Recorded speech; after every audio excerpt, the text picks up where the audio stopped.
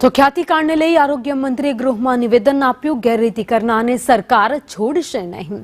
આરોગ્ય વિભાગે ફરિયાદ કરી દીધી છે. દાખલો બેસે તેવી કાર્યવાહી કરવામાં આવશે.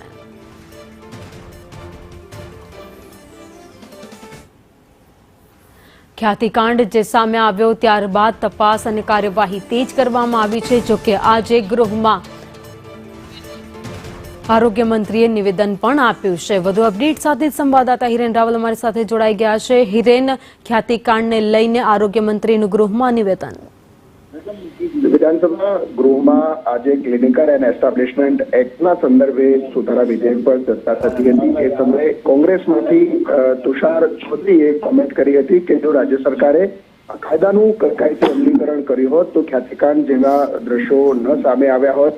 સરકાર વતી આરોગ્ય મંત્રીએ જવાબ આપતા કહ્યું હતું કે સરકારે આ કેસમાં પણ કડક પગલાં લીધા છે. સરકાર તરફે પણ ફરિયાદ કરવામાં આવી છે. કુલ 2 ફરિયાદ કરી અને આરોપીઓ સામે કાર્યવાહી કરવામાં આવી રહી છે. આવી ગેરરીતિ કરનાર કોઈને છોડવામાં નહીં આવે અને દાખલો બેસે એ પ્રકારની કાર્યવાહી કરવામાં આવશે પ્રકારની ખાતરી વિધાનસભા ગૃહમાં આરોગ્ય મંત્રીએ આજે આપી હતી. આભાર માહિતી માટે.